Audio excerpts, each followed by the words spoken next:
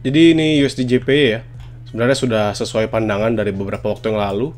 Kita sudah mulai trade dari USD JPY ini semenjak 11 dan 12 Maret ketika dia masuk dalam zone konsolidasi. Dan King sudah sampaikan bahwa 147.2 ini adalah resisten dari konsolidasi. So if this one break, dia akan menjadi area supportnya. Sehingga ketika dia bertahan di 147.2, dia masih tetap akan melanjutkan penguatannya. Ini teman-teman bisa tonton video-video sebelumnya yang membahas tentang USD JPY. Dan terbukti sekarang teman-teman bisa perhatikan pergerakannya selalu mengalami penguatan. Di sini sebenarnya harapan saya kemarin dia dari retracement dulu untuk ngetes dia makan order block kembali ya. Jadi either dia makan order block atau dia nge-trigger sell side liquidity lalu dia lanjut lagi mengalami penguatan. Tapi ternyata enggak karena dibantu dengan suku bunga ya. Suku bunga dari JP. Jadi dia mengalami penguatan yang signifikan dan kondisi saat ini dia akan nge-retest. Jadi kalau kita tarik garisnya jauh, dia akan nge-retest pertama resisten awal itu di 151.4 ya. 151.4 atau 151.5 lah biar kita buletin ke atas karena dia 441. Jadi 151.5. So if 151.5 maka target selanjutnya dia akan masuk dalam supply zone majornya ya. 151.7, 151.9. Dan sejauh ini potensial kita bisa nge-sell itu terbuka lebar, tapi hanya sebatas scalping. Kenapa? Karena trennya kuat naik dan ini adalah time frame 4 jam ya. Time frame 4 jam, trennya kuat naik, teman-teman bisa perhatikan. Walaupun kekuatan naik yang signifikan ini perlu diimbangi dengan adanya retracement juga. Jadi potensial teman-teman bisa dapatkan profit dari retracement itu terbuka lebar juga sebenarnya. Artinya apa? Nge-sell itu adalah keniscayaan, kita bisa melakukan sell. Tapi ketika nanti dia drop kembali dan dia masuk dalam zone yang sama ya, zone ketika dia berhasil breakout sekarang menjadi demand zone ini, maka kita bisa fokuskan untuk entry buy. Tapi nggak teman-teman, karena ini USD JPY, which is kita bahas tentang USD-nya, teman-teman perlu perhatikan beberapa news dari USD ya.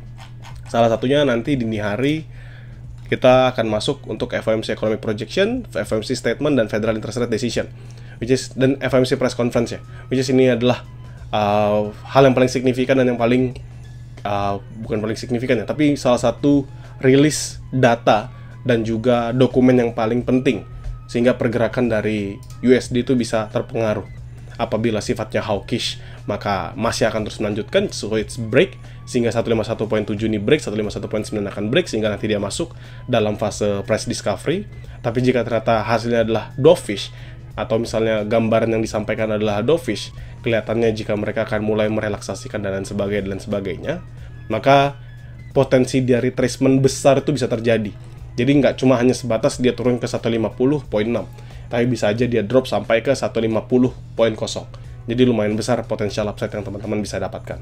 Tapi kondisi sekarang secara teknikal ya, based on technical only, teman-teman ini bisa makan retracement. Jadi sell retracement, jadi dia retrace terlebih dahulu dari resisten 151.5 tadi. Dengan catatan tadi 151.5 adalah zone high risk-nya. Jadi teman-teman tunggu nih, sekarang kan 11.10, teman-teman bisa tunggu sampai dia close di jam 12, atau teman-teman bisa nunggu saja di area supply zone-nya aja, which is di 151.7, 151.9.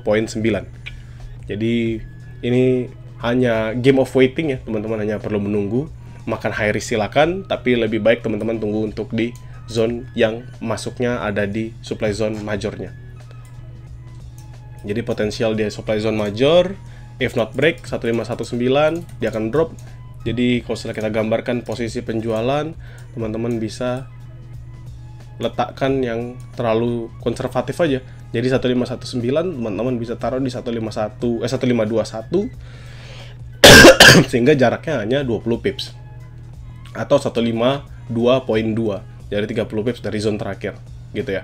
Dengan targetnya terdekat adalah dia kembali drop masuk ke zone ini. Jadi 1:2 untuk entry-nya. So it's actually good.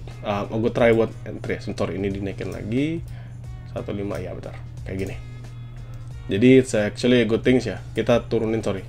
Ini 1:3 itu dia masuk lagi ke dalam zone yang sama. 1:3 dia masuk lagi dalam zone yang sama. Which is zone dia akan rebound. Atau teman-teman bisa potong di sebelah sini jadi 1:5. 1:1,5.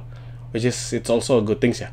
Teman-teman bisa dapatkan profit yang cukup signifikan juga, dan nanti target TP2-nya ke 1:4 di bawah sini. Jadi menurut King sendiri, USDJP ini membuka peluang yang besar ya.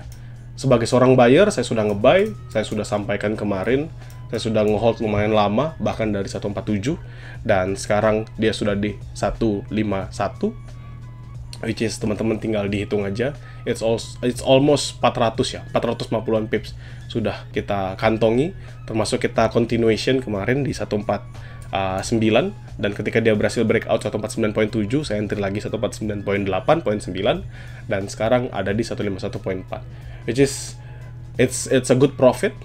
Dan nanti saya akan share juga ke teman-teman sekalian. But USDJP patut buat diperhatikan lah kalau teman-teman mau nge-trade.